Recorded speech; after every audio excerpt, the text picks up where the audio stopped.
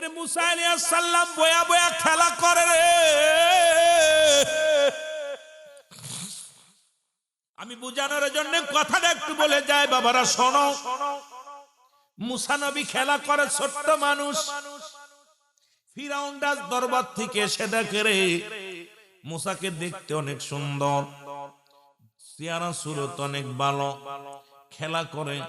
মুসা নবীকে ধরে যখন একটা চুমা লাগায়া দিচ্ছে, বাবারা আমার বোঝানোর জন্য কথাটা একটু বলে যায়। মুসা নবীরে যখন চুমা লাগায়া দিছে, মুসা নবী অযুবক শুনে নাও, এই বাম হাত দিয়া ঘাটটা ধরেছে, ডান হাত দিয়ে একটা থাপ্পড় লাগা দিছে মুসা নবীর। মুসা নবী ফিরাউনের গালে জোরে জোরে চিল্লায়া বলা যাবে না আল্লাহু আকবার। যেমনি শাহজালাল এসে গোর গোবিন্দরে চিরতরে বিদায় করে দিছে, যেমনি খাজা ফরিদপুরি এসে ওই ফরিদপুরের জমিনে জমিদার বাবুদেরকে বিদায় করে দিয়েছে। জোরে জোরে বলো মারহাবা। তদ্রুপ বাবারা বুঝানোর জন্য একটু নবীদের কথাগুলো বললে আপনাদের মজা লাগবে আলোচনার মধ্যে। আমি ঢুকে যাই বাবারা আমার। মুসা আলাইহিস সালামকে যখন থাপ্পড় লাগায় দিছে মুসা নবী, ফিরাউন ডাক দেখায়, আসিয়া রে নিশ্চিত আমার শত্রু, আমার নিশ্চিত আর বুঝতে বাকি নাই, কারণ এত জোরে থাপ্পড় লাগাইছে 5টা আঙ্গুলের দাগ মুসলমান ফিরাউনের গালের মধ্যে লেগে গেছে। জোরে জোরে চিল্লায়া বলা যাবে না আল্লাহু আকবার। এ যুবক, ফিরাউন ডাক দেখে, হামান রে কই রে, আয় আয়। ওরে আমার পীর রে এইরকম উঠানোর জন্য, এরে মুসলমান শাহজালালকে বিতাড়িত করার জন্য কতই না চেষ্টা করেছিল গোর গোবিন্দ, পারে নাই। খাজা ফরিদপুরীকে বিতাড়িত করার জন্য কত হুজুর, কত মৌলবী, কত মুন্সিরা লেগেছিল। আমার বাবা জান বলতেন না, আল্লাহ আল্লাহ রাসূল আমাকে পাঠাইছে এখানে, পৃথিবীর কোন শক্তি নাই এখান থেকে বিতাড়িত করা। জোরে জোরে চিল্লায় বলা যাবে না মারহাবা। প্রেমনালে জ্বলে মরি, প্রেমনালে জ্বলে মরি, ওহে রব্বানা আমি যারো প্রেমে পাগল সে তো মদিনায়। বলেন আমি যারি প্রেমে পাগল সে তো। মন পাখি তুই যারে উড়ে,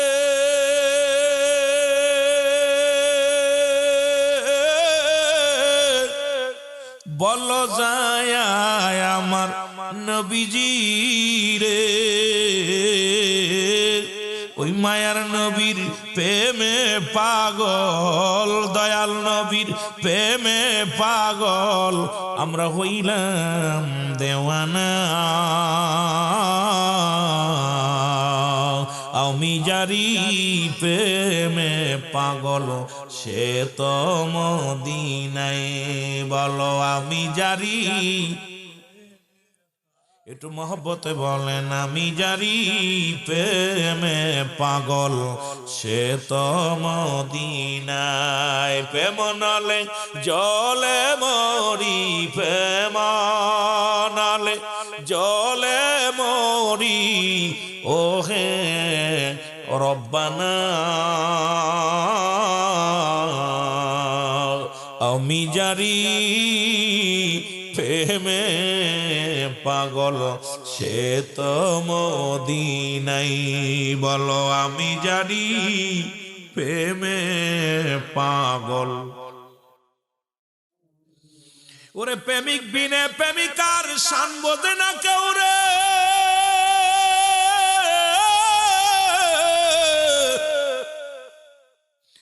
মুসা নবী দিছে থাপ্পড় লাগায়া ফিরাউনের গালে। ফিরাউনকে হামান রে আয় আয়, শত্রু আমার ঘরের মধ্যে রে, শত্রু আমার ঘরের মধ্যে। বিবি আসিয়া কয় স্বামী রে, আপনি কি পাগলামি করেন?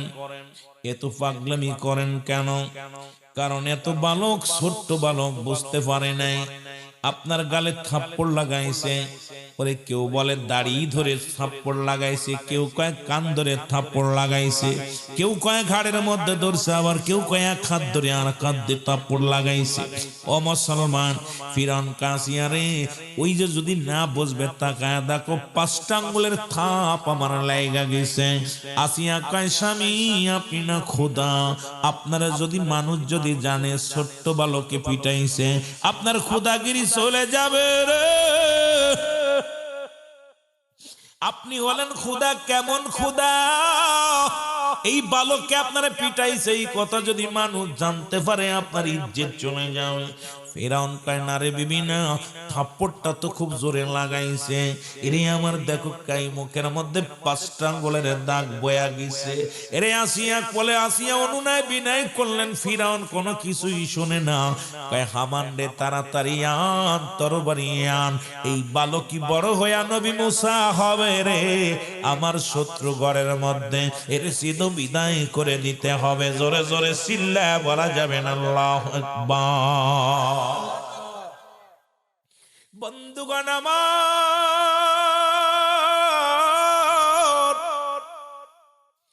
হামান কয় হুজুর এই বালকটাকে পরীক্ষা করি আমরা। বলে কেমনে পরীক্ষা করবি? এক পাতিলের মধ্যে রাখো সুগন্ধি ফুল বা স্বর্ণ, আর এক পাতিলের মধ্যে রাখো মুসলমান কি রাখো? আগুন রাখো। এই বালক যদি আগুনের মধ্যে হাত দেয় তাহলে মনে করব এই বালক আপনার সিন এমনি মেরেছে, বুঝে নাই। আর যদি ফুলের মধ্যে হাত দেয়, এই স্বর্ণ লোহ মুসলমান স্বর্ণ জহরের মধ্যে যদি হাত দেয়, তার মানে ওই বালক বুঝে শুনে আপনারে মারছে। এখন ফিরআউন কি করলেন? মুসা নবী বালকের সামনে, ছোট্ট বালক, বালকের সামনে দিয়ে রাখলেন এক পাতিলের মধ্যে স্বর্ণ অলংকার, আর একটা পাতিলের মধ্যে দিলেন আগুন। মুসা নবী আস্তে আস্তে যায়, যখন স্বর্ণের দিকে যায়, আসিয়া ডাক দে বলে রব্বি কারীম,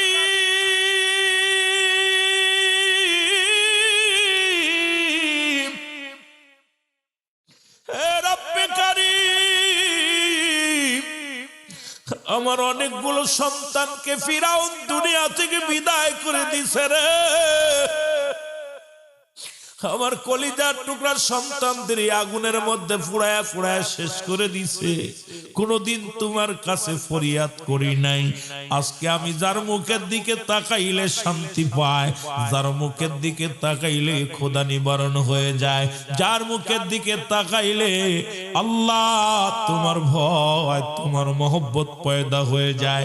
নির্ঘাত এই বালক আল্লাহর নবী মুসা, তুমি তারে দয়া করে আগুনের মধ্যে হাত দিয়াও, ওই জওর স্বর্ণ জওরের মধ্যে হাত ঢুকায়ও না। ওরে মুসলমান, মায়ের দোয়া কবুল হয়ে গিয়েছে। সঙ্গে সঙ্গে হাতটা নিয়া ওরে মুসলমান গুটি গুটি পায়া যাইয়া মুসা নবী আগুনের মধ্যে হাত দিয়া একখানে আগুনের আঙ্গার গালের মধ্যে দিয়া খাওয়া শুরু করেছে। দৌড়ই যাইয়া আসিয়া ডাক দেখায় স্বামী রে,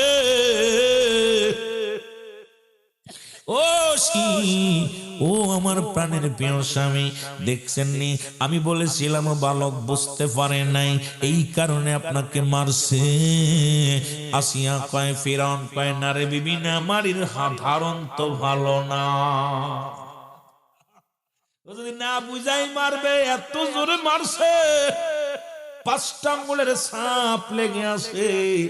ও যুবক বন্ধুরা শুনে নাও, এরে মুসলমান, আসিয়া কয় স্বামী রে, দৌড়াই যাইয়া ফিরাউনের হাত থেকে আফগান মুসা নবীকে কোলে নিয়ে আঙ্গুল হাত থেকে আগুন খানা ফেলে দিলেন। তত সময় মুসা নবীর জিহ্বা মুসলমান পুড়ে গেল, হাত কিছুটা পুড়ে গেল। মুসা নবী নবুয়াতের পরে মুসলমান তুতলা কথা বলতেন, এই জন্য মুসা নবী দোয়া করেছিলেন রব্বি কারীম, আমার তুতলা ছেড়ে দাও, না হয় আমার ভাই বড় ভাই হারুনকে তুমি নবুয়তি দাও। একসঙ্গে দুজন নবী হয়েছিল, দুইজন যুবক পৃথিবীর মধ্যে একসাথে দুইজন নবী পৃথিবীর মধ্যে আগমন করেছিল। তারা হলো, একজন হলো বড় ভাই হযরত হারুন আলাইহিস সালাম, আর ছোট ভাই হলো হযরত মূসা আলাইহিস সালাম।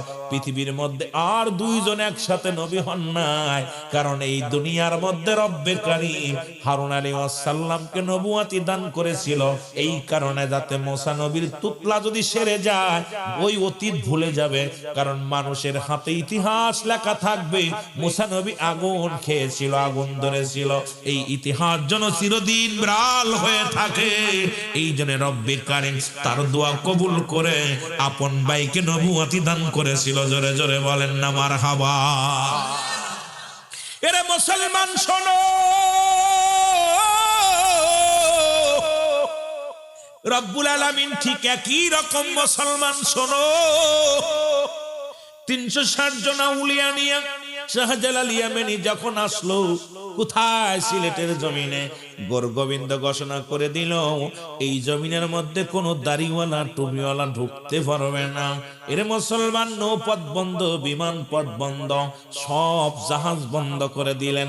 এ সিলেটের বাবারা শোন, যে তোলি আল্লাহর জীবনী আমাকে দিয়েছে, আমার বিশ্বলির জীবনী আমি বলবো, আগে তোমাদের বাড়ির পীর সাহেবের নামটা বলে যায়। বাবারে জগৎ বিখ্যাত যিনি ওলি, ও আমার বাবারা আমার শুনে নাও, শাহজালাল ইয়ামানি 360 জন আউলিয়া নিয়া সুরমা নদীর কিনারায় আসলেন। যখন কিনারায় দাঁড়ায়া দেখে নদী পথে নৌপথ বন্ধ, বিমান পথ বন্ধ, আল্লাহ ডাক দেখায়, ও শাহজালাল তোরা তো পাঠাইছে সিলেটের জমিনে ইসলামের ধারক বাহক করে রে, বইয়া থাকলে চলবে না, দাঁড়াই থাকলে চলবে না, এই নদী পার হয়ে যেতেও পারে। শাহজালাল কাল্লা, আমি কেমনে পার হব? আমার কাছে কোনো নৌকা নাই, সে কোনায় পার হব কেমনে? আল্লাহ কয়, সবচেয়ে বড় নৌকা দান করেছি আমি তোরে, তোরে গাড়ি আছে, যাই নামাজ বিছায়া দাও নদীর মধ্যে। ওরে মুসলমান, সুরমা নদীর কিনারায় যাইয়া যখন ফেলে দিছেন নদীর মধ্যে যায় নামাজটা, একজন নয়, দুজন নয়, 360 জন আউলিয়া পার হয়েছিল যাই নামাজে ভর করে। জোরে জোরে চিল্লায় বলা যাবে না মারহাবা।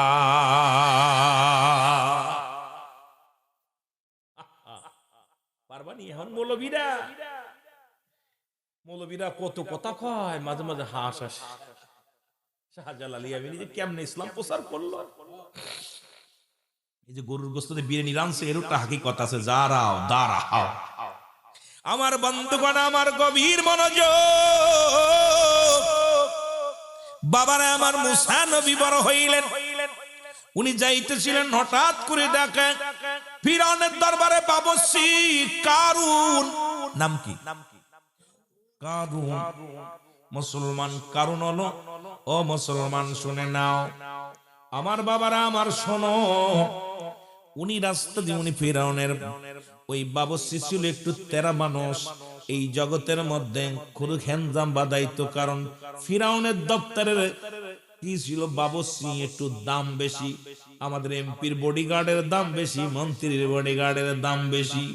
আর ওদিকে মুসলমান, ও মুসলমান শুনে নাও, ওই আরেক গোত্রের নাম ছিল, ও যুবক, আরেকজন মানুষ ছিল, মুসলমান শোনো, এই সামুরা। নাম কি? ফিরআউনের বাবুর্চি হলো কারুন। আর মুসলমান তৎকালীন জামানায় ওই কুরাইশদের একজন ব্যক্তি, তার নাম ছিল সামুরা। সামুরা ছিল গরিব মানুষ, কাঠ কেটে জীবন যাপন করত। কারণ পথের মধ্যে জোর করে কাঠগুলো ছিনায় নিয়ে যেতে চায়, কারণ গালাগালি শুরু করলেন, জোর করে নিয়ে যায়। সামুরাও কম না, সামুরা কাঠগুলো জোরে রাখলেন, আমি বিনা পারিশ্রমিকে তোমার জীবনে এত কষ্ট করে আনছি। এমন সময় মুসলমান মূসা নবীর সামনে হাজির হয়ে গেল। মূসা নবী হাজির হইয়া সামুরাকে বলে, সামুরা রে, কি হয়েছে? কয়, দেখেন না হুজুর, এই যে আপনাদের কারণ, এই যে ফিরআউনের দরবারে বাবুর্চি, এই যে বাবুর্চি আইসা আমার জোর করে কাঠগুলো নিয়ে যায়, কোনো কথাই শোনে না, গায়ে যার বল বেশি, এখন এমপির বল বেশি, মন্ত্রীর বল বেশি, এদের দাপট খাটায় সামসারা। বড় বড় নেতাদের যত সামসা আছে, এই সামসাগুলো সমাজটারে বেশি নষ্ট করে, দলের ভাবমূর্তি নষ্ট করে এই সামসাগুলো। জোরে বলেন ঠিক কি না? এই সামসাদের কারণে চেয়ারম্যানের দুর্নাম, সামসাদের কারণে এমপির দুর্নাম, সামসাদের কারণে এমপি মন্ত্রীদের দুর্নাম। জোরে বলেন ঠিক কিনা? এই যে দুর্নাম করতে শুনতেছেন তো কি অবস্থায় চলতেছে। এই সামসাগুলো এখনো গদিতে যায় নেই, তাই যে লিখসা শুরু করছে, মনে হচ্ছে আগামীতে যে আমাদের কি অবস্থা হবে। জোরে বলেন ঠিক কিনা? বন্ধুগণ আমার, সামুরা কি এর কারণ রে বলে, কারণ সামুরা গরিব মানুষ, তুমি জোর করে খড়িগুলো লয়ে যাও। এর কারণ তখন সামুরার দিকে একটু রাগান্বিত হয়ে মুসলমান রাগান্বিত হয়ে তাকাইলেন। যখন মুসা নবী কয় তুমি রাগান্বিত হও কেন রে? কারণ জোর করে নেও। উনি মুসা নবীর একটু গালি দিলেন, আর মুসা নবী জোরে একটা থাপ্পড় লাগায় দিছে, একটা ঘাই মারছে। এক ঘাইতি ওরে মুসলমান কারুনের মৃত্যু হয়ে গেছে। জোরে জোরে চিল্লায় বলা যাবে না আল্লাহু আকবার। কারুনের মৃত্যু হয়ে গেল। সামুরা তারা আছে। মুসা নবী দু হাত তুলে ডাক দে বলে, রব্বি কারীম, আমি কি করলাম? মানুষ হত্যা করা মহাপাপ, সেই পাপের কাজটা আমি করলাম। ওরে মুসা নবী কেমন করে ডাক দে বলে, আল্লাহ তোমার নবী ছিল মুসলমান, শোনো ও কোথা দমানি ওয়াসাল্লাম, উনি দোয়া করেছিল, রব্বানা যালামনা আনফুসানা ওয়া ইল্লাম তাগফির লানা ওয়া তারহামনা লানাকুনান্না মিনাল খাসিরিন। এরে মুসলমান শুনে নাও, মুসা নবী ডাকতে বলে, রব্বে কারীম,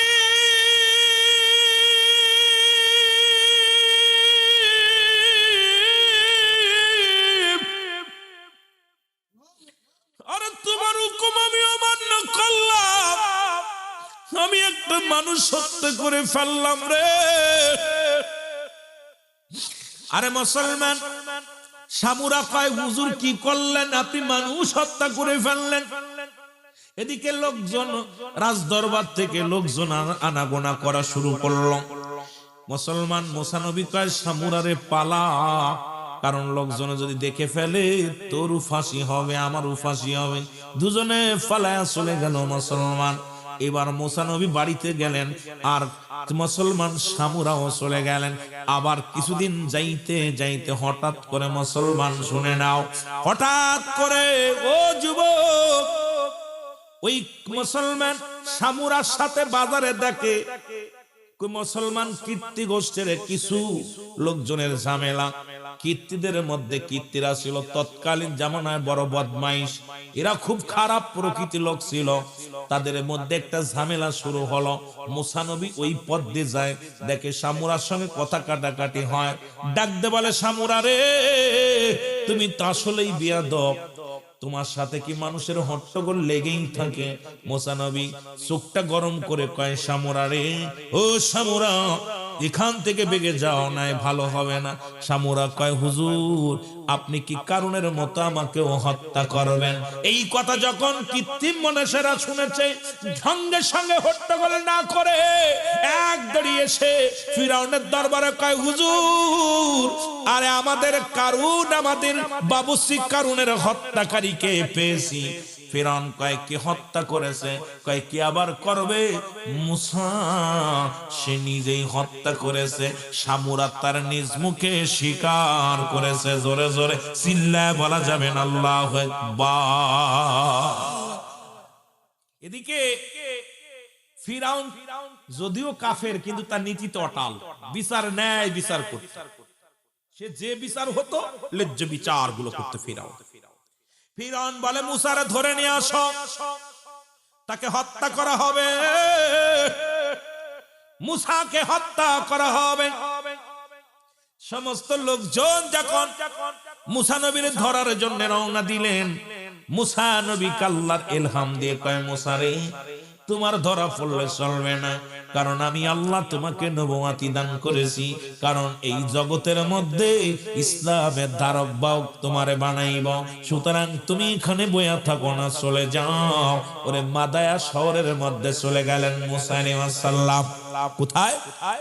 মাদায়া শহরের মধ্যে চলে গেলেন। লম্বা আলোচনা, যেহেতু লম্বা করতে গেলেই আপনাদের লস হবে। ওলি আল্লাহদের প্রেমের মধ্যে ঢুকতে হবে শুধু বোঝানোর জন্য। রব্বুল আলামিনের এই সম্মান বোঝানোর জন্য কথাগুলো বলে যায়। চলে যাও। কোথায়? এই মাদায়া শহরের মধ্যে চলে গেলেন। ওখানে যাইয়া মুসা নবী ক্ষুধার্ত অবস্থায় একটা গাছের নিচে বয়ে আছে। গাছের নিচে বইয়া বইয়া রব্বে কারিমের জিকির করে সুবহানাল্লাহ আলহামদুলিল্লাহ। আরো জোরে বলেন সুবহানাল্লাহ আলহামদুলিল্লাহ সুবহানাল্লাহ লা ইলাহা। ও গো আমার দয়াল আল্লাহ, দেখতে বড় মনে আশা, দেখা দিও কঠিন দিনে, এই আশায় বান্দিলাম বাসা। ও হে আমার দয়াল মাওলা লা ইলাহা। জোরে জোরে সুবহানাল্লাহ আলহামদুলিল্লাহ সুবহানাল্লাহ লা ইলাহা ইল্লাল্লাহ। বলো না। এ দুনিয়ার মুসলমান শোনো শোনো গো,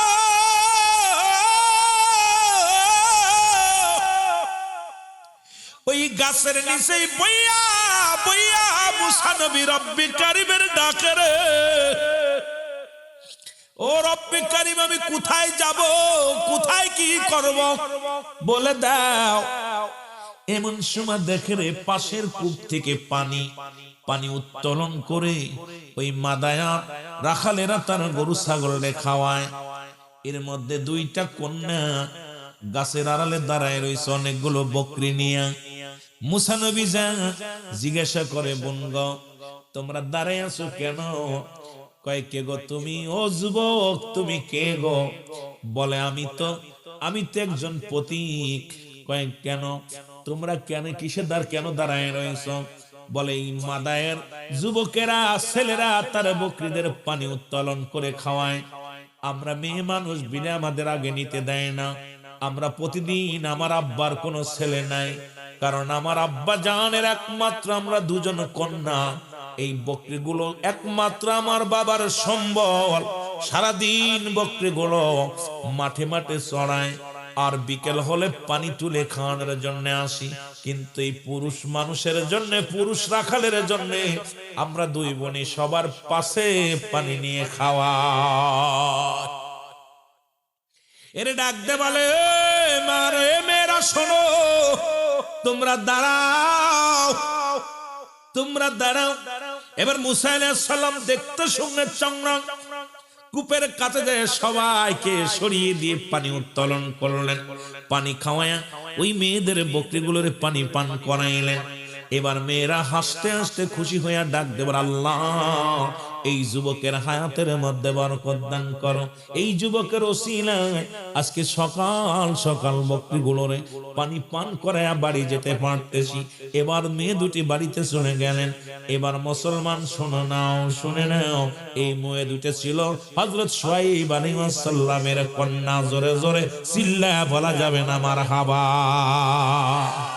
এই মেয়ে দুটো ছিল নবী কন্যা হযরত শুআয়ব আলাইহিস সালাম। ওই মাদায়া শহরের মধ্যে তার বাড়ি ছিল, ধন সম্পদের অভাব ছিল না, কিন্তু বুড়া বয়সে দুইটা মেয়ে হয়েছে, কোনো ছেলে ছিল না। মেয়ে দুটিকে ডাক দে বলে, মা রে প্রতিদিন তো বকরিগুলো পানি খাওয়ায় আনতে দেরি হয়ে যায়, আজকে এত ফস করে আসলা কেমনে? কয় বাবা গো, এই মাদায়ের জমিনে একজন যুবক আসছে, সে আমাদেরকে সাহায্য করেছে, আজকে সব রাখালরে দূরে ফেলায়া সরাই দিয়ে আমাদের বকরিদের আগে পানি পান করাইছে, এই জন্য আমরা আগে আগে বাড়ি ফিরেছি। জোরে বলেন মারহাবা। ডাক দে বলে বাবা, আমাদের তো কোনো ভাই নাই, আমাদের যদি ওই যুবকটাকে যদি আমাদের বাড়ির কাজের জন্য বকরি লালন পালন করার জন্য রাখে, কথাটা কোন জায়গা বলি বুঝে নিয়েন গো। শুধু মুসা নবী নয়, অধিকাংশ নবী বকরি বিচারণ করেছে। আমার বাবা জিন্দা বাবা খাজা বাবা দীর্ঘ 30টা বছর তার পীরের দরবারে বকরি লালন পালন করেছে। কোথায় রে বাবা? ওলিদের দপ্তরে জগৎ শ্রেষ্ঠ ওলি আমার দয়াল বাবা জান বকরি পালন করেছে, কারণ দয়াল নবী বকরি চড়াইছে, সেই গুণে গুণান্বিত আমার দয়াল বাবা জান। আমি কথাটা বুঝাইতে পারছি না রে বাবা ঠিক মতো, যদি বিস্তারিত বলতে যাই সময় লাগবে। আদম নবী বকরি চড়াইছে, ঈসা মুসা যত নবী আছে সব নবীগুলো বকরি বিচারণ করাইছে, আর আমার নবীও বকরি বিচারণ করেছে। আর শেষ জামানার কাবেল আমার দয়াল বাবা খাজা বাবা, এই পৃথিবীর মধ্যে বকরি রাখাল ছিল। জোরে জোরে চিল্লায় বলা যাবে না মারহাবা। তুমি সে জামানার আউলিয়া, তুমি সে জামানার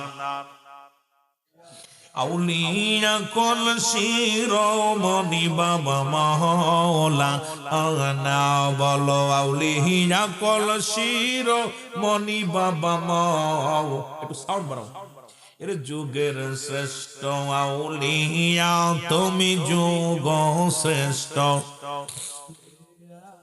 আউলিয়া, কল শিরোমণি বাবা মহলা। তোমার মতো এমন দরদি বাবা, তোমার মতো এমন দরদি পাইলাম না আর খুঁজিয়া, ভালো পাইলাম না আর খুঁজিয়া বাবা মা ওলা না বলো যুগ শ্রেষ্ঠ আউলিয়া, তুমি যুগ শ্রেষ্ঠ। এ জাকের ভাইরা জোরে জোরে, ওরে যুগ শ্রেষ্ঠ আউলিয়া, তুমি যুগ শ্রেষ্ঠ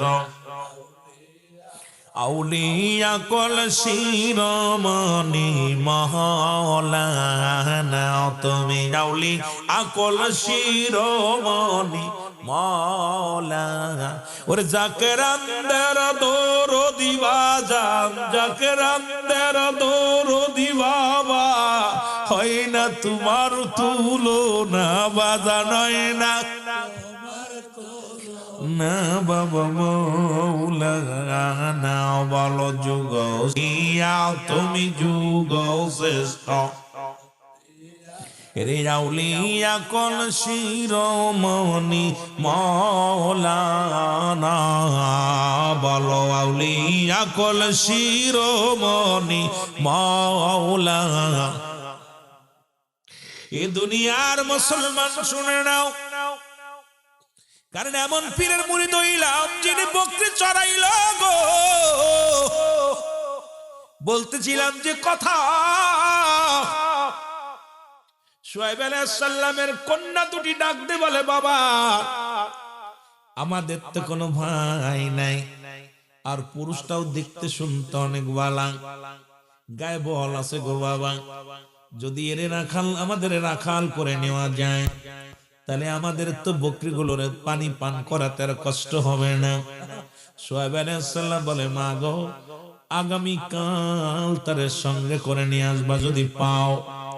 পরের দিন দুই বোনই চলে গেলেন, যাইয়া আসুয়া মুসলমান শোনা শুনে নাও, শুআয়ব আলাইহিস সালামের কন্যা দুটি মুসা নবীর কাছে যা ডাক দে বলে যুবক, যুবক রে, আমার আব্বা জান তোমারে ডাকছে, যদি তুমি মনে না কিছু করো আমার বাবা তোমাকে তলব করছে, যেতে হবে।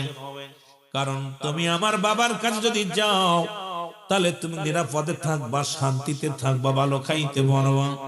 মুসা আলাইহিস সালাম চিন্তা করে, হারে এই মাদায়ান শহরের মধ্যে আমার আপন বলতেও কেউ নাই, এখন আমি যাব কোথায়? খাওয়ার জায়গা নাই, ঘুমানোর জায়গা নাই, এখন আমিও ফেরোয়ারি, কি করা যাবে?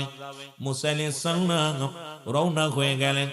আর মুসলমান শুআয়ব কন্যা সফরা উনি আগে আগে রওনা দিলেন, আর পিছে ছোট বোন মাঝখানে। মুসা আলাইহিস সালাম বাড়ি সিনায় নিয়ে যায়। মুসা নবী ডাক দিয়ে বলে, বোনরে দাঁড়াও। কয় কেন? কয় আমি কোনো মেয়ের পিছে হাঁটতে পারবো না, তোমরা যেহেতু মেয়ে মানুষ, আমি আগে যাব, তোমরা পিছে আসো। সফরা কয়, ও যুবক, তুমি তো আমাদের বাড়ি চিনবা না, কারণ আমার বাড়ি তো তুমি চেনো না, আমি তোমাকে চিনিয়ে নিয়ে যাই। সফরা বলার সঙ্গে সঙ্গে মুসা আলাইহিস সালাম ডাক দিয়ে কয়, ও বোন শোনো, তুমি কি করো, যদি আমি ভুল পথে যাই আমাকে ডান বাম বলে দিবা, কিন্তু আমি পুরুষ মানুষ, তোমার আগে থাকবো, কোনো মেয়ে আমার আগে থাকবে না। আমার বাবার আমার গভীর মনোযোগ বোঝার অনেক কিছু আছে রে বাবা, এত কিছু ব্যাঙ্গে বলা যাবে না, কারণ আমরা তো এখন মহিলাদের পিছে দৌড়ানো শুরু করেছি, এই জন্য সর্বনাশ ডেকে আনছি। ধরে বলেন ঠিক কিনা?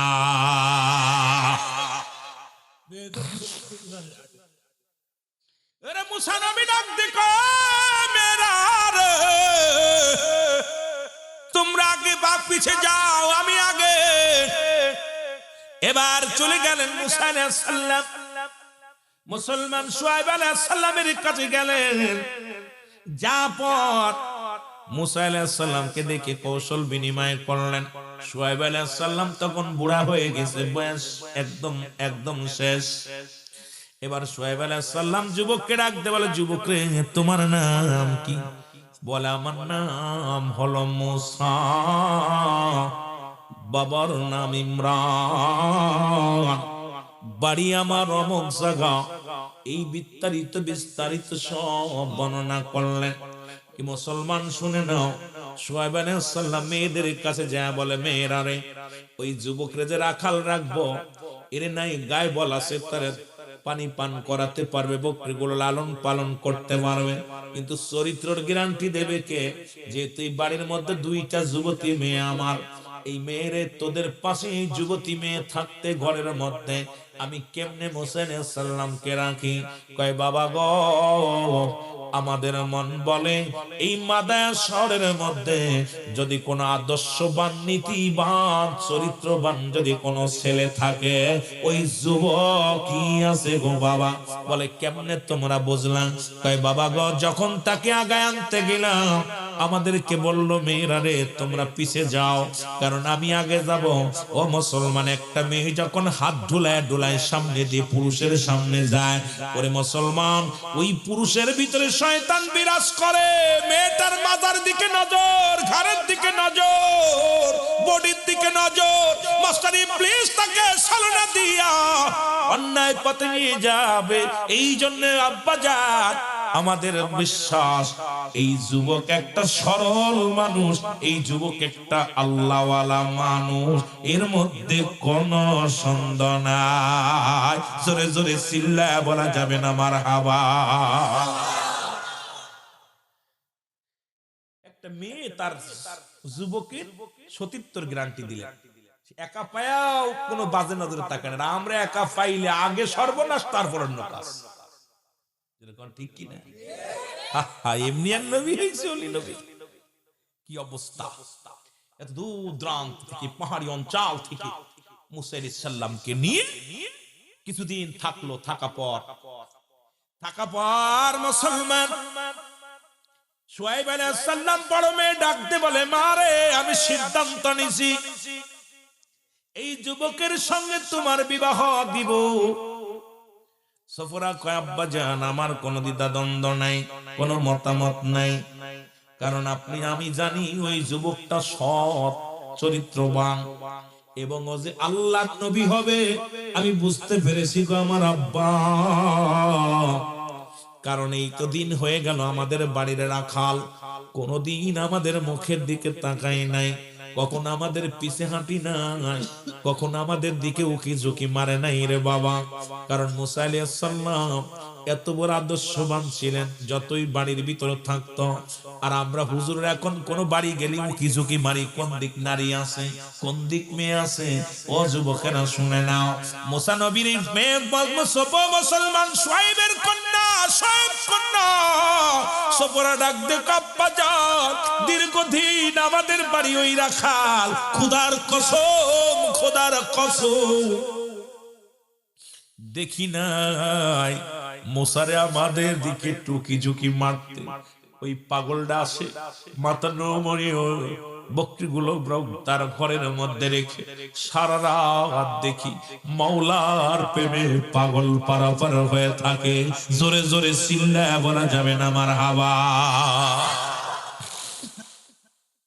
শুআয়ব আলাইহিস সালাম ডাকলেন, মুসা আলাইহিস সালামকে ডাক দিলেন, ও বাবা শোনো, বাবা শোনো।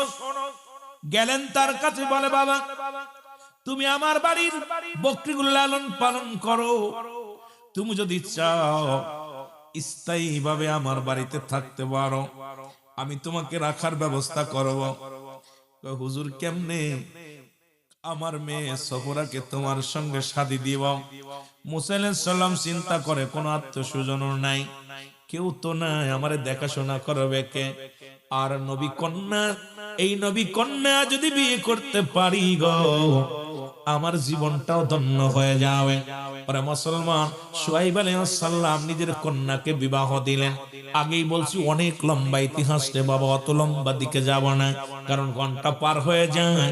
আরো আলোচনা রয়েছে ওলি আল্লাহদের সম্মান। এর শুআয়ব আলাইহিস সালামের কন্যা সফরাকে মুসা আলাইহিস সালাম বিয়ে করলো গো। নবী শুআয়ব আলাইহিস সালামের ইন্তেকাল হয়ে গেল। আল্লাহ রাব্বুল আলামিন মুসা আলাইহিস সালামকে নবুয়তি দান করলো। তৎকালীন জামানার ভিতরে নবী মুসাকে জগৎ বিখ্যাত নবী বানায়া দিল। জোরে জোরে চিল্লায়া বলা যাবে না মারহাবা। নবী প্রেম সুধা পান কর, সবে মনবে দনা যত না জুরা। আপনারা বুঝবেন, দয়াল বাবার মুরিদ তারা বুঝবে গান্ডার মত। আমার পীর কেবলা জান বলতেন, আমি বলতেছি আমার মুখ দিয়া, যদিও আমার পীরের শান। জোরে বলেন না, নবী প্রেম সুধা পান কর, সবে মনবে দনা যত না কদা তথ পাবে, ধর লাভ হবে, নবী পদবিনে ভাব সবই মিশে। মারহাবা বলেন। এই দুনিয়ার মুসলমান শুনে নাও, কোথায় রাখলাম শাদী মুবারক হলো, নবুয়তি পাইলো, এখানে রেখে একটু তরিকাতের দিকে যায়। আবার যদি সময় পায় আস্তে আস্তে আসবো, কারণ ইতিহাস এখন মুসা নবীর জিন্দেগি নিয়ে আলোচনা করলে এরম 2-4 রাত কেটে যাবে, শুধু মুসা নবীর ইতিহাস গুলো বাইর হয়ে আসবে। এই ফিরাউনের মৃত্যু কিন্তু মুসা নবীর সঙ্গে মুসা আলাইহিস সালামের হাতে হয়েছিল গো। ও যুবক বন্ধুরা শোনো শোনো, আজ যার লাশ খানা মিশরের জাদুঘরে রয়েছে, ও যুবক শোনো শোনো, কথাগুলো না বললে বুঝতে পারবে না। ফিরাউন তার দলবল নিয়ে মাদায়ের দুঃখে উত্রওনা হয়ে গেল মুসা নবীকে হত্যা করার জন্য। মুসা নবী আমার বাবারা, আমার বন্ধুরা, আমার নীল দরিয়ার কাছে যে দাঁড়ায় গেলেন, সঙ্গে সঙ্গে হাতের লাঠিখানা রব্বুল আলামিন তাকে মুজিজা রাখার লাঠি দান করেছিল। এই লাঠিখানা যখন পানির মধ্যে ফেলে দিছে, সঙ্গে সঙ্গে রাস্তা হয়ে গেছে। আল্লাহর ওলিদের জায়নামাজ যেমন নৌকা হয়ে গেছিল, আল্লাহর ও নবীদের লাঠিখানা কিছু সময় সাপ হয়, কিছু সময় নদীর রাস্তা হয়। কারণ পাতা পাড়ে, গাছের পাতা পাড়ে, যেটা দিয়া ফেলে দিলে মুসা নবী যখন ফেলে দিত সাপ হয়ে যাইত, আবার যখন পানির মধ্যে ফেলতো রাস্তা হয়ে যেত। যেমন মুসলমান ও আমার বাবারা আমার, এই দুনিয়ার মধ্যে আল্লাহ ওলিরা মুসলমান শুনে নাও, কোন আল্লাহর ওলি ঘোড়া মুসলমান সোয়ার হয়েছে, বাগেরে সোয়ার বানাইছে, কোন আল্লাহর ওলি জায়নামাজকে মুসলমান নৌকা বানাইছে, কোন আল্লাহর ওলি দুনিয়ার মধ্যে বাতাসকে যানবাহন বানিয়েছে, বাতাসকে বলছে আমাকে নিয়ে যাও, এই জমিন থেকে অন্য জমিনে নিয়ে গেছে, এই ক্ষমতা দান করেছে আমার আল্লাহ। জোরে জোরে চিল্লায়া বলা যাবে না মারহাবা।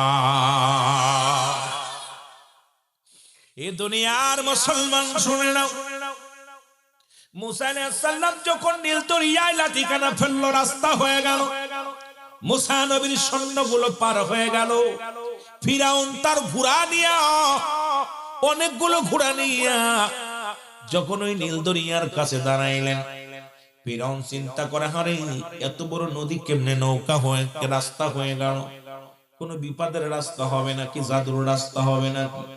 ফিরাউনের ঘোড়াগুলো দাঁড়ায় গেছে। আল্লাহ কয় ফিরাউনে তোরে এমন সাইজ করব আজকে, দাঁড়া। একটা মহিলা ঘোড়া বানাইয়া, ফিরাউনের ঘোড়া ছিল পুরুষ ঘোড়া, আমার বাবারা আমার পুরুষ ঘোড়াটার সামনে একটা মহিলা ঘোড়া এনে যখন দাঁড়াইলেন, ফিরাউনের ঘোড়াটা লাফ মেরে যখন মহিলা ঘোড়ার উপর উঠতে গেছে, আর এক লাফে মাছ দরিয়ার মধ্যে চলে গেছে, আর রব্বুল আলামিন সঙ্গে সঙ্গে মুসলমান সঙ্গে সঙ্গে নদী পানি নপাক সঙ্গে সঙ্গে পানিটা আবার সমতল করে দিছে, ফিরাউন ডুবে মারা গেছে। এই দুনিয়ার মধ্যে যারা নারীর পিছা, নারীর চিন্তায় ঢুকবে রে, আমার পীর বলতো বাবা সাবধান সাবধান, হুঁশিয়ার, ওই দাঁতমানিক থেকে হুঁশিয়ার, কারণ এরা তোমাদের আজকে পৃথিবীর মধ্যে যে জাতি ওই মহিলার পাশে চড়ছে, তার পড়ালেখা শেষ, ক্লাস 6-7 যে লেখাপড়া করে, যখনই প্রেমনগর বিশ্ববিদ্যালয় ভর্তি হয়েছে, ছেলের পড়ালেখা শেষ, মেয়ের পড়ালেখা শেষ। আজকে আমার যুব সমাজ শেষ শুধু নারীর কারণে, জোরে বলেন ঠিক কিনা? আর বাংলাদেশের 12টাও বাজছে শুধু নারীর কারণে, জোরে বলেন ঠিক কিনা?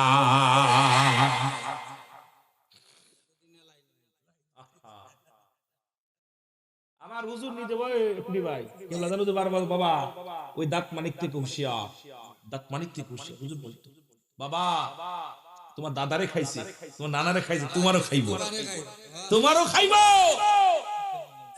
মহিলাদের পিছে যারা দৌড়বে তাদের জীবন শেষ। এখনো সময় আছে, সময় আছে, ফিরে বাঁচতে চাইবে। আমার বাবারা আমার, ফিরাউন জাদুঘরে আজ পর্যন্ত আছে রে, ঠিক কিনা? কিয়ামত পর্যন্ত রব্বুল আলামিন নিদর্শন রেখে দিয়েছে, একে দেখে শিক্ষা নেওয়ার দরকার।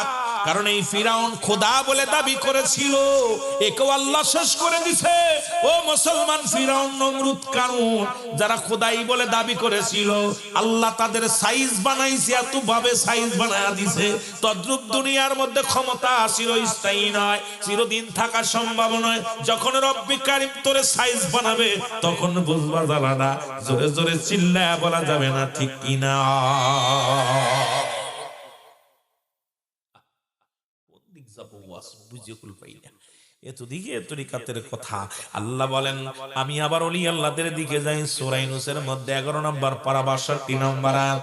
আল্লাহ বলে আলা সাবধান, ইন্না নিশ্চয়, আলা ইন্নাহু লিল্লাহি, আল্লাহর তরফ থেকে যারা ওলি হয়, লা নাই খাউফুন শব্দের অর্থ ভয়, ওয়ালা যদি অবস্থান করে হুমদের উপরে হিজানুন, তাদের কোনো চিন্তা নাই, ভাবনা না।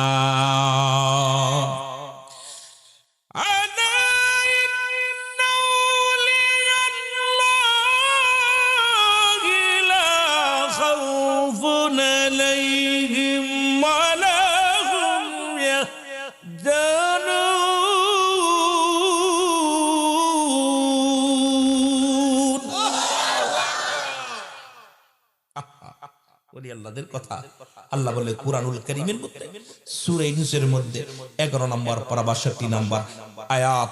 আমি ওদিকে যাই, আল্লাহর ওলিদের কথা বলতে যাইয়া অনেক লম্বা ইতিহাস করে ফেলেছি, সময় কদ্দুর পাবো জানি না। ও তারে মাটিতেও খায় না, জমেও সই না, নবীর প্রেমিক যে জনাও, তারে মাটিতেও খায় না, নবীর প্রেমিক যে জনা তার মাটিতেও খায় না জমে। এ যুবক,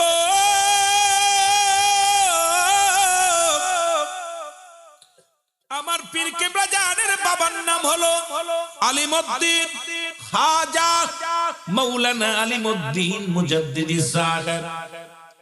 আমার পীরের নাম হলো খাজা ইউনুস আলী মুজাদ্দিদি সাহেব। জোরে বলা যাবে না মারহাবা। আর আমার পীরের নাম হলো খাজা হাসমতুল্লাহ মুজাদ্দিদি সাহেব। জোরে জোরে চিল্লায়ে বলা যাবে না মারহাবা। আমার পীর কেবলা জান বলে, বাবা আমার ছোট্ট কালে আমার মা মারা যান। পীর কেবলা জানের মা মারা যান। কথাগুলো খুব গভীর মনোযোগ দিয়ে শুনবেন। হুজুর বলে, আমার মা দুনিয়া থেকে বিদায় হয়ে যায় রে, আমার বাবা আবার শাদী মুবারক করে। এই দুনিয়ার মধ্যে কে বা না চায় একটু ভালো থাকতে, কে বা না চায় একটু ভালো খাইতে। একদিন আমাদের বাড়িতে আমার পীর কেবলা জান আসলেন। এই সুজয় ভাই, ওলি আল্লাহর কথা হচ্ছে, খুব মনোযোগ। এখানে দুইটা জিনিস পাওয়া যাবে, একটা রহমত, একটা গজব।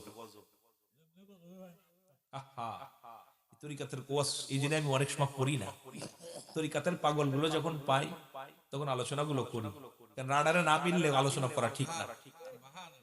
আমি গুনাহগার, হাফ ফ্যান পরা অবস্থা আমার পীরের কাছে। আমার পীরের সম্মান বিশ্বজাকের মঞ্জিরে যে এখন বর্তমান যারা আছে, অতীত বর্তমান দিয়ে আমি গুনাহগার যত জানি, আমার মন বলে এত আলোচনা কেউ জানে না। কারণ আমি ক্লাস 1 থেকে একদম ছোট ওয়ান এসে ভর্তি হয়েছি, হাফ প্যান্ট পরা অবস্থা।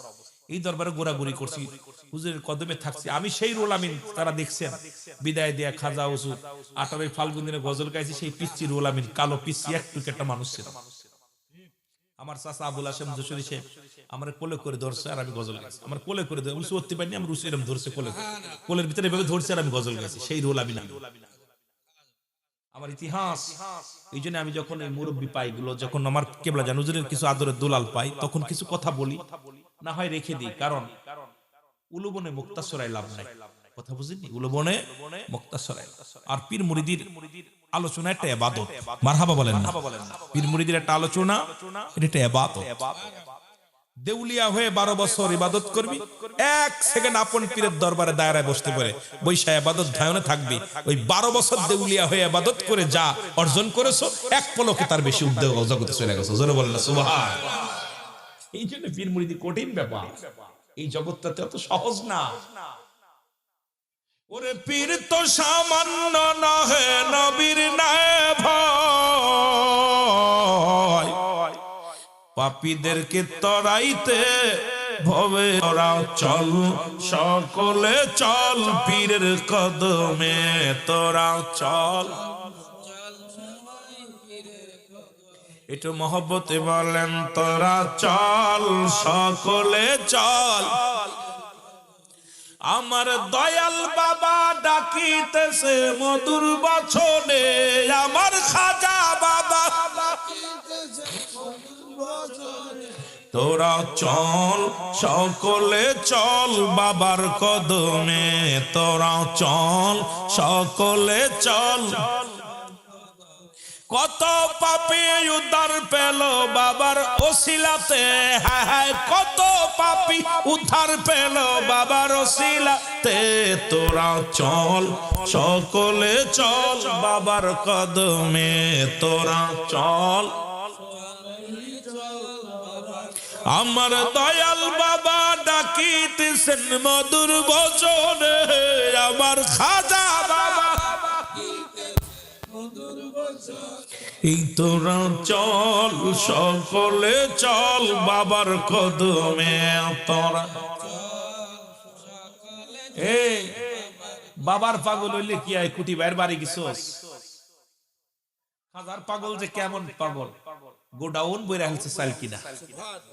আরে পাগলের গোষ্ঠীরা, আমরা তারে দেখলে মনে পাগল না, পাগলে কোনো পাগলের কাম। 350 বস্তা কিনে দেখছি, আগে দেখছি, এখন কয় বস্তা হয়েছে আল্লাহ জানে। আর 2 মাস আগে দেখছি। এ দেখলে কি 350 বস্তা চাউল কিনা পীরের জন্য রাইখা দিছে। গরু ছাগ যা পাইব জীবনটা পীরের কদমে শুইপে দিছে। আহা, বাবার কদমে কিছু চায় না।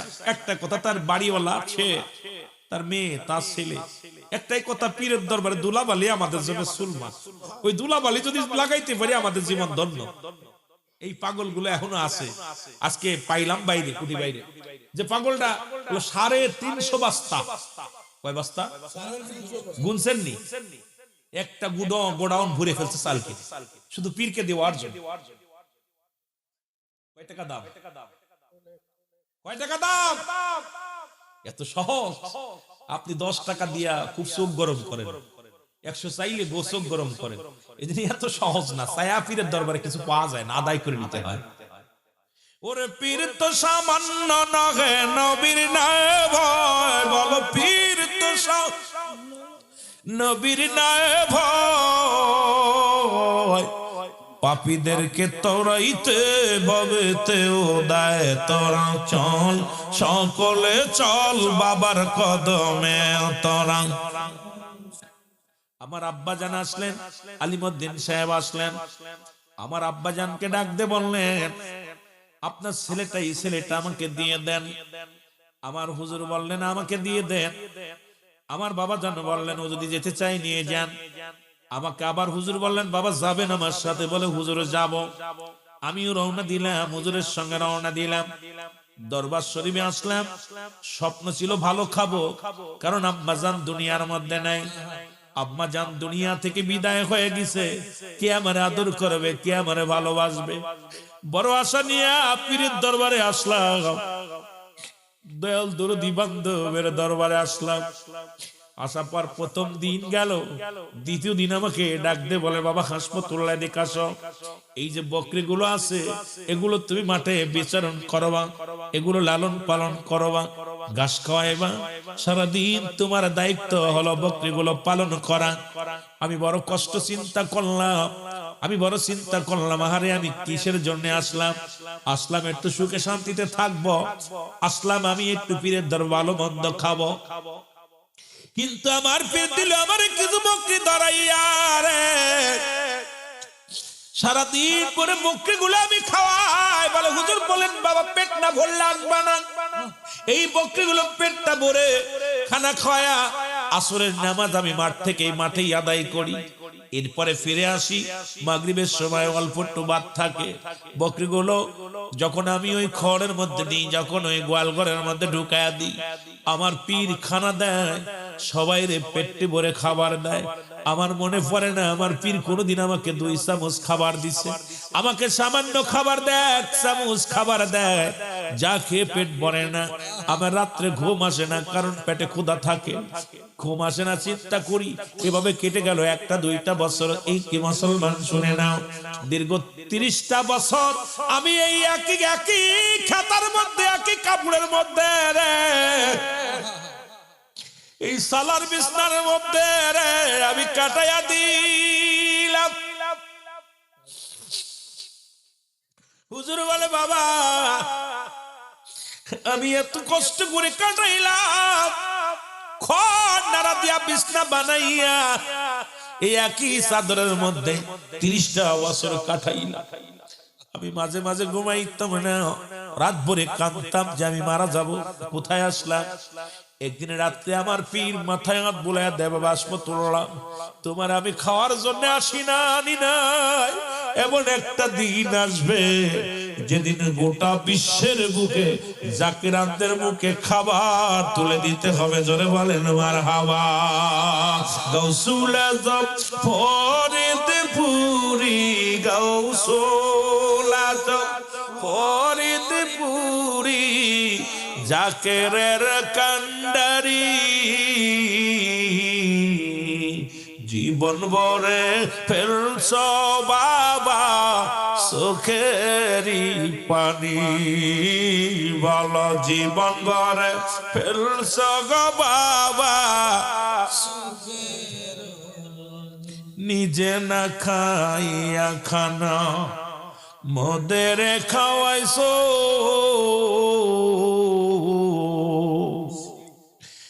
সোনার জীবন ও দয়াল মুর্শিদ কঙ্কাল বানাইছ।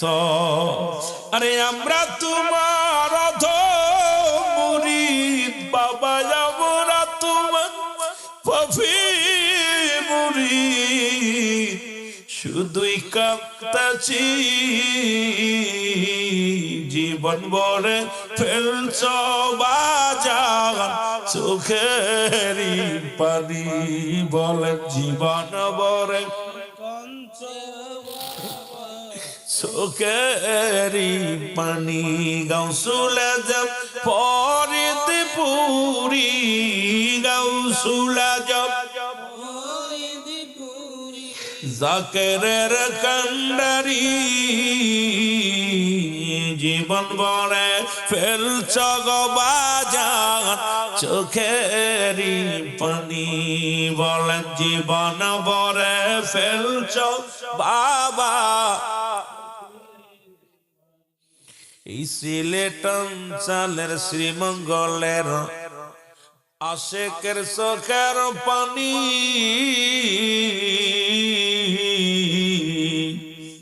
নেও গো বাবা কবুল করে শুধুই কাঁদতেছি। নেও গো খাজা কবুল করে শুধুই কাঁদতেছি। গাউসুল আজম ফরিদপুরি, গাউসুল আজম জাকেরের কান্ডারি,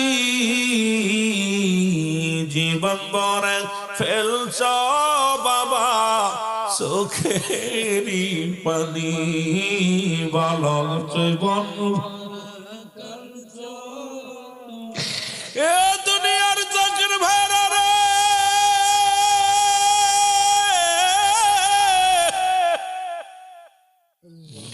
আমার পীর আমাকে জ্বালাইয়া, আমার পীর আমার খাঁটি সোনা বানাইয়া,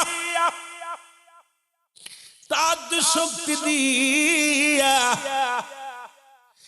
এই তাজাল্লি দিয়া আমারে পাঠায়া দিলেন ফরিদপুরের জমিনে।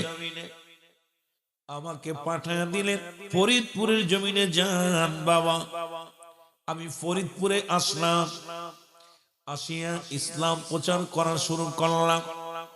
ওই ফরিদপুরের জমিনে এমন একটা জমিনের মধ্যে আসলাম রে, যেখানে ছিল বাবু বাড়ি, যেখানে ছিল না কোনো মসজিদ, যেখানে ছিল না কোনো মাদ্রাসা, যেখানে ছিল প্রতিমার আখড়া। এই জমিনের মধ্যে এসে আমি চিন্তা করলাম, সারা জীবন কঙ্কাল বানাইলাম দেহটারে, এমন এমন একটা জায়গা পাঠাইলো নির্ঘাত মারা যাব। কারণ এখানে তো আযান দেওয়া যাবে না, নামাজ পড়া যাবে না, কালেমা প্রচার করা যাবে না। হুজুর বললেন দিনে দিনে আমি প্রচার করা শুরু করলাম।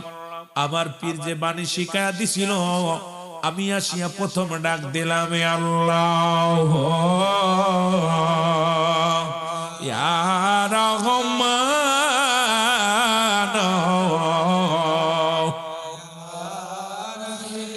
আরো জোরে বলেন আল্লাহ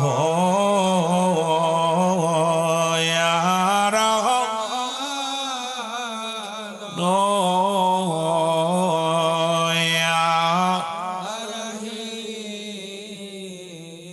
বাবাজান বলেন যেদিন পৃথিবীর মানুষ এই তিনটা নাম ধরে ডাকবে, উপর থেকে মিঠা পানি বর্ষিত হবে, মানুষের অভাব দূর হয়ে যাবে, শত্রু বন্ধ হয়ে যাবে, দুনিয়ার মধ্যে শান্তি আর শান্তি ফিরে আসবে। আমার দয়াল মুর্শিদ বলতেন বাবা, এই তিনটা মধুর নাম ধরে যে ঘরের মধ্যে ডাকা হবে, এই ঘরের মধ্যেও শুধু রহমত আসবে আর রহমত আসবে। অসংখ্য ফেরেশতারা ওই ঘরের চারিদিকে দাঁড়ায়া দাঁড়ায়া ওই ব্যক্তির জন্য মাগফিরাত কামনা করবে। এই জন্য আমার বাবা জানের মুরিদানরা পরিবর্তন করে দেন আল্লাহ রাব্বুল আলামিন, তাদের তাকবীর পরিবর্তন করে দেন আল্লাহ পাক বাবার ওসিলায়। কারণ আল্লাহকে ডাকার জন্য এই দুনিয়ার মধ্যে শান্তি ফিরে পায়, অশান্তি দূর হয়ে যায়, জাকেরানদের ভিতরে মহব্বত পয়দা হয়, ভালোবাসা বৃদ্ধি হয়। এই জন্য আমার দয়াল বাবা জান বলতেন আর ডাকতেন আল্লাহ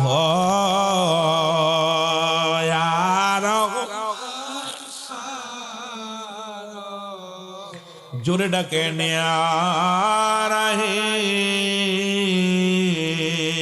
মেরা হমা তালেলা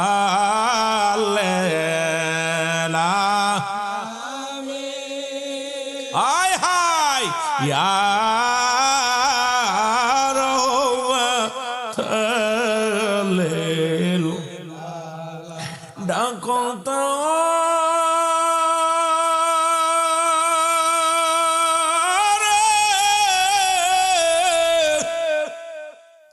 চোখের পানি ফেলিয়া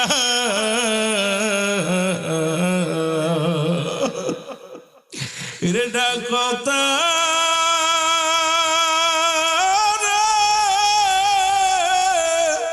ও ভাই চোখের পানি ফেলিয়া আমার দয়াল নবী যাইবেন রে সারিয়া রহমা। এই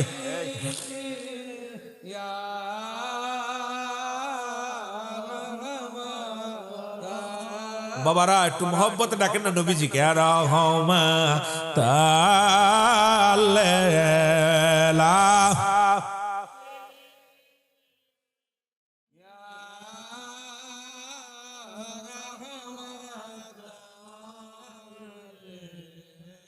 কোথায় গেলে কোথায় পাবো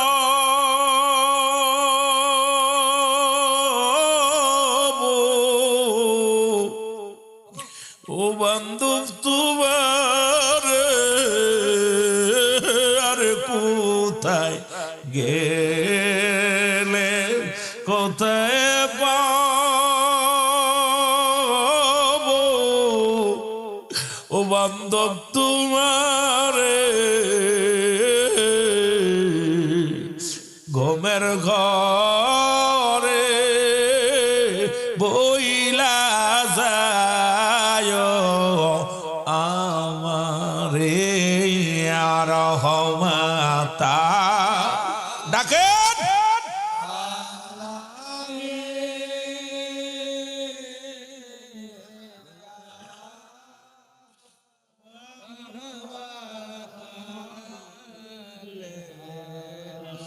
নবীর বংশ দেওয়ানা জঙ্গলাই ঠিকানা, ঘুরিয়া বেড়াও কেন তার খোঁজনা, ঘুরিয়া বেড়াও কেন তার খোঁজনা, এর নবীর বংশ দেওয়ানা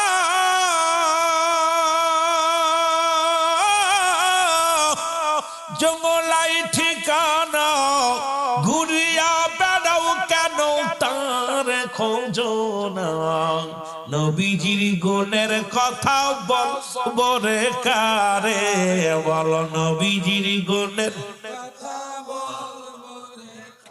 আরো জোরে বল, নবীজির প্রেমের কথা বল, ইলাহি আলামিন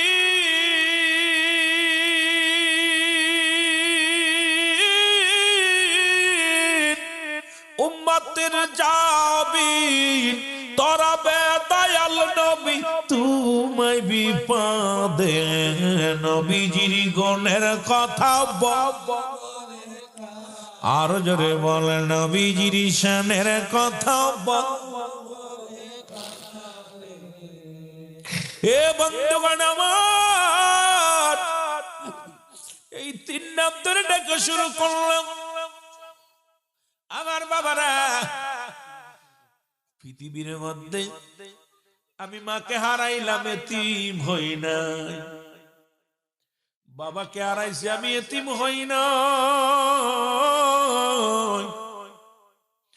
আমার পীর বলে, যেদিন আমার পীর কেবলাজাতকে হারাইলাম, সেদিন আমি দুনিয়ার মধ্যে বড় এতিম হয়ে গেলাম।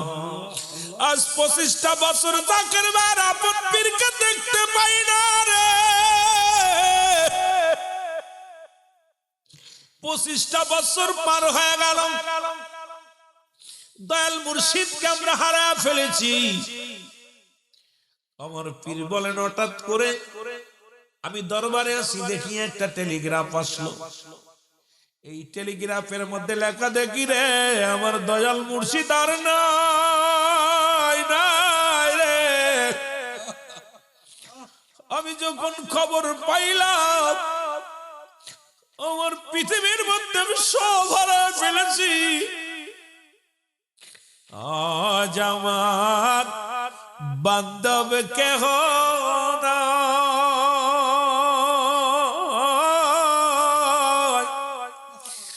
দয়াল মুর্শিদ বিহনে বলে না আমার বান্ধব নাই রে। দয়াল মুর্শিদ বিহনে এই ডুবু ডুবু তোরি তুফানে ডুইবা মরি। এই ডুবু ডুবু তোরি তুফানে ডুইবা মরি। হলের গুসা খাইছে রে ঘুনে,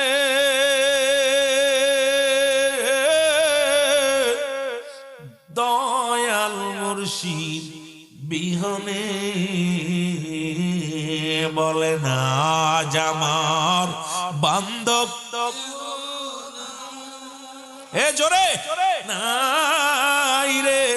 দয়াল মুর্শিদ বিহনে বলে না আমার বান্ধব নাই রে। দয়াল মুর্শিদ কোথায় আমার দয়াল, কান্দে রে তোর কাঙ্গাল।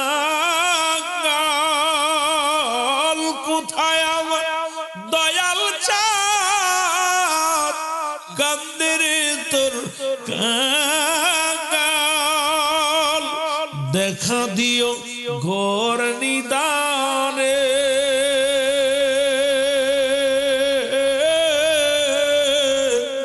দয়াল মুর্শিদ বিহনে বলো আজ আমার বান্ধব নাই রে। দয়াল বাবা আজ আমার বান্ধব কেহ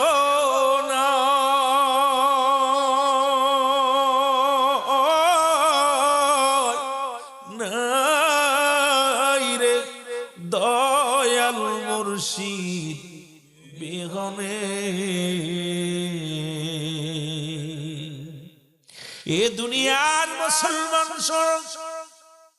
আমার পীর কেবলা জানেন কালের পরে আমি একদিন নয় দুদিন নয় 40টা দিন খানা খাই নাই রে। মনে করলাম আমি আর বেঁচে থাকবো না, কি নিয়ে বাঁচবো। হুজুর বললেন, বাবা আমার হুজুরের মুখের কথাগুলো বলতেছি শুনে নেন, আমার মুখের কথা না। যদিও আমি গুনাহগার, আমার মুখ দিয়ে বলতেছি, আমার পীর কেবলা জানের বাণীগুলো শোনে। হুজুর বলেন, মনের ভিতরে এমন একটা তেগ আসলো যে আমি আর বাঁচবো না। কি নিয়ে বাঁচবো, যেখানে আমার দয়াল চান নাই, আমি কি নিয়ে জগতের মধ্যে বাঁচবো। একটা দিন নয়, দুটি দিন নয়, 40টা দিন আমি না খেয়ে রইলাম। হঠাৎ আমার পীরের 40 পালন করার জন্য একটা চিঠি আসলো, আমাকে যেতে হবে তোমাদের বড় আম্মা জানকে নিয়ে। আমি নৌকার মধ্যে উঠলাম, 40টা দিন খানা খাই না, গায়ে বল নাই, উঠতেও পারি না। আমি নৌকার মধ্যে উঠে বেহুশ হয়ে গেলাম। তোমার বড় আম্মা জানের মাথা উরুতের উপরে মাথা রেখে বেহুশ হয়ে গেছি। এরপরে আর কিছু বলতে পারি না। এরপরে নৌকা ছাড়লো, নৌকাটা ছেড়ে দিয়ে যখন মাছ দুনিয়ার মধ্যে রওনা দিল, আমার বাবারা আমার তুমুল বেগে ঝড় শুরু হয়ে গেল। এমন সময় আমার দয়াল মুর্শিদ আমার নৌকার মধ্যে হাজির হইয়া আমার মাথায় হাত বুলে দিয়ে ডাক দিয়ে কয়, বাবা রে, বাবা আসমতুল্লাহ, তুই কেন খানা খাস না? আমি বললাম, বাবা আমি খাবো না, তোমারে ছাড়া আমি কি নিয়ে বাঁচবো?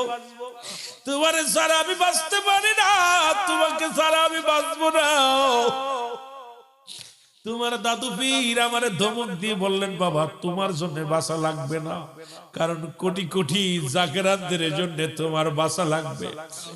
আমার হুকুম দিলেন, বাবা বড় মস্তান হয়ে গেছো, 40টা দিন খানা খাও না, আমি তোরে হুকুম দিলাম খানা খাবি। এরপরে আমি 40 পালন করে দরবারে আসলাম, খাইতে পারি না, অল্প করে ভালো আরাম দেয় ছানা ভাত, এগুলো অল্প অল্প খাইতে না খাইতে খাইতে 40টা দিন না খেয়ে আমার গলার নলিগুলো শুকায়া গেছে, পেটের নাড়িগুলো শুকায়া গেছে। আমি তো খানা খাইতে পারি না। এই সুজি রান্না করে তোমার আম্মা জান আমাকে দিতেন, আর খাইতাম। আমার দয়াল বললেন, বাবা তোর নিজের যদি শেষ করে দিস, এই জাকেরানদের দেখবো কে? আমি তো তোর হাতে দিয়ে আসলাম, তোর কাছে রেখে আসলাম, আর তুই যদি নিজের শেষ করে দিস, আর তোর মুরিদানরা কোথায় যাবে, কোথায় যায় নালিশ দিবে? এরপরে আমি আস্তে আস্তে সুস্থ হলাম। এরপরে জাকের বাইরেও আস্তে আস্তে আসা শুরু করলো।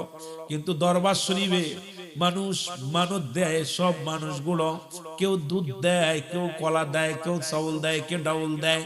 এটা দেখি রাখারা মানুষগুলো সহ্য করতে পারল না, সবাই আমার পরে বিদ্রোহী ঘোষণা করে দিল। সবাই আসলেন। একদিন হঠাৎ করে কয়েকজন আলেম ওলামা আসলেন, আসিয়া বলে, হুজুর আপনি কোন ফতুয়ায় এগুলো খান?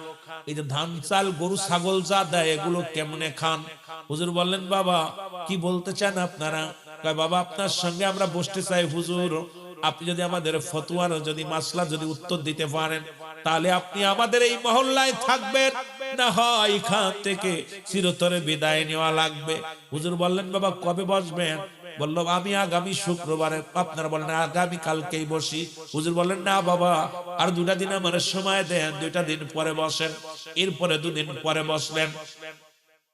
মুসলমান শুনে নাও, ওই না ফরিদপুরের বড় বড় মাদ্রাসার মুয়াদ্দিস, মাদ্রাসার প্রিন্সিপাল, মাদ্রাসার মাস্টার গুলো কাফেলা করে আসলো।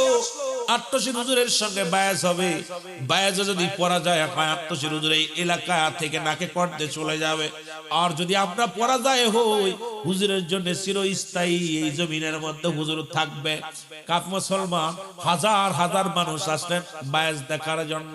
কেবলা জান হুজুর ওদিন ঢাকা থেকে কিছু জাকের ভাইয়েরা গেছে মুসলমান যা, হুজুর তাদের কাছে নালিশ নিয়ে সকালবেলা খাওয়া দাওয়া করার পর নালিশ নিয়ে হুজুর ছেড়েছে। এদিকে মিটিং 10টায়, হাজার হাজার মানুষ বসে আছে। হুজুর আস্তে আস্তে করে আসলেন, আসিয়া বলে, বাবা আপনি ওই যাইছেন, হুজুর আইছে, বায়াত শুরু হয়ে যাবে। কিতাব নিয়ে, বড় বড় কিতাব নিয়ে বসে আছে, আলেম ওলামা বসে আছে। হুজুর বললেন, আপনারা তো বায়াতের জন্য বসেছেন। বলে, জি হুজুর আপনি দেরি করে ফেলেছেন, ভয়ে বুঝে দেরি করে ফেলেছেন, আমাদের প্রশ্নের উত্তর দেওয়া লাগবে। হুজুর বলে, ঠিক আছে বাবা উত্তর হবে, তবে এখানে বিচারক থাকবে কে? একজন তো আমাদের বিচারকের প্রয়োজন, একজন তো সভাপতির প্রয়োজন।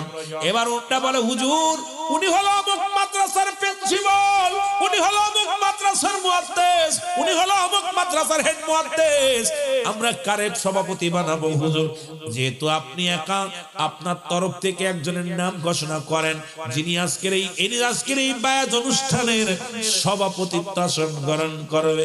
হুজুর মিসকে একটা হাসি দিয়ে বললেন, বাবা আমি যার নাম ঘোষণা করবে আপনারা মেনে নেবেন।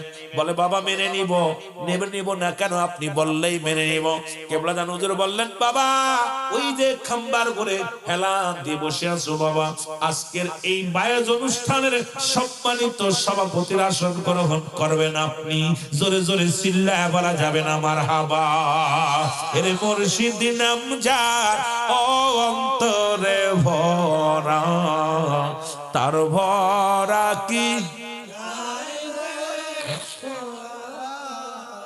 আমার দয়ালের নাম যার অন্তরে ভরা, তার ভরা কি যায়। ওই আমি যতই পড়ি ঘোর বিপদে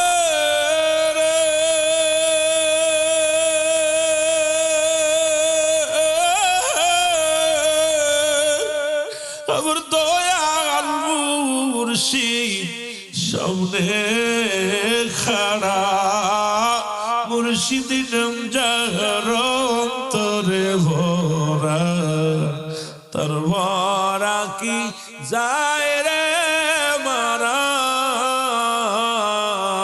বলেন মুর্শিদ নাম যার অন্তরে ভরা, তার ভরা কি।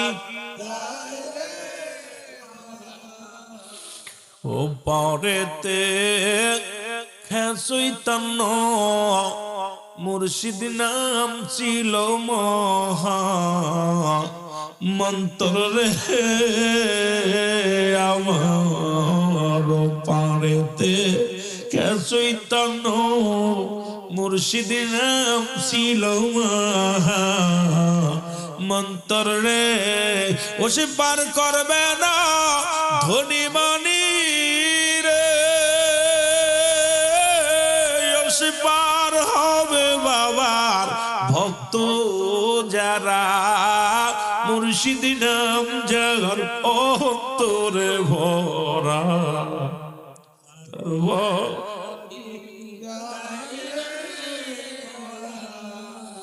আরো জোরে বলেন মুর্শিদ নাম যার অন্তরে ভরা, তার ভরা কি।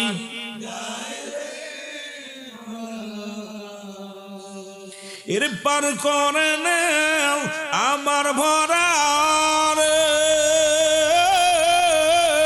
মুর্শিদ পার করে না আমার ভরা রে।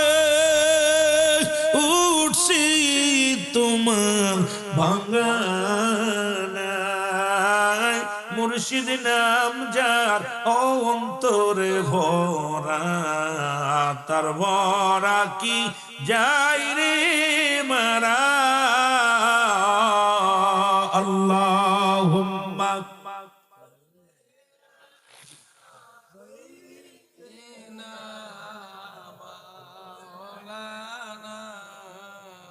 ওয়ালা আলি সাইয়্যিদিনা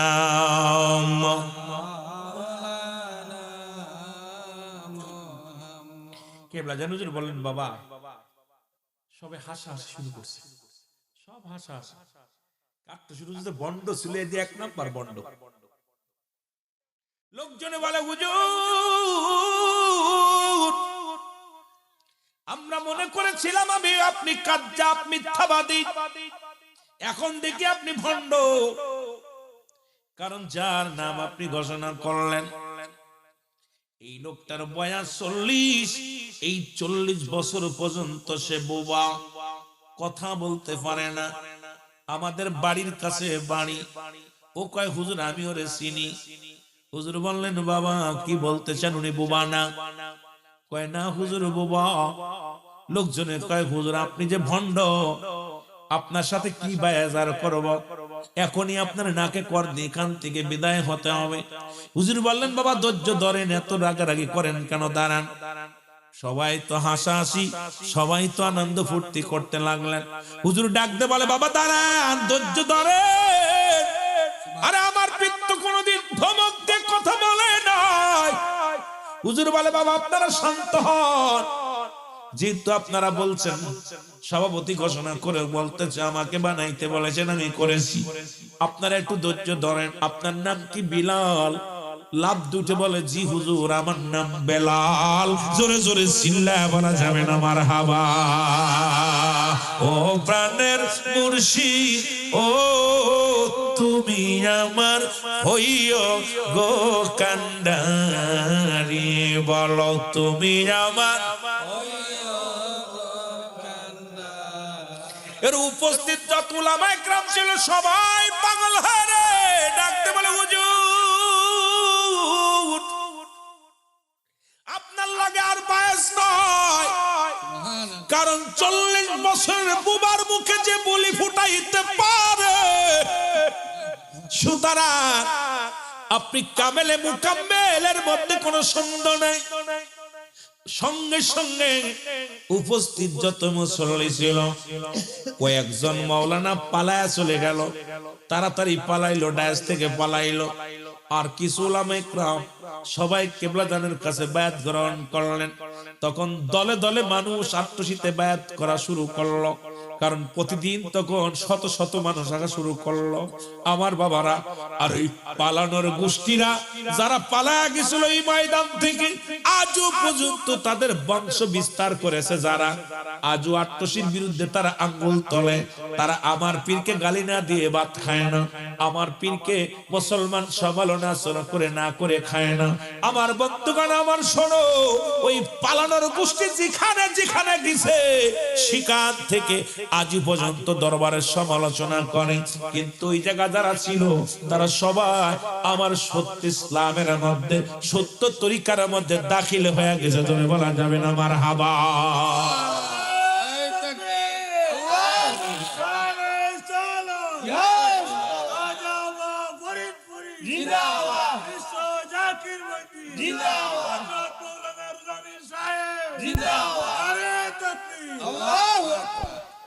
ঠিক একই অবস্থা একটা কথা বলি, আমাদের দরবারে কাল্লু ছিল, কাল্লু দেখছেন নি, ডাল খাওয়াইতো, ডাল।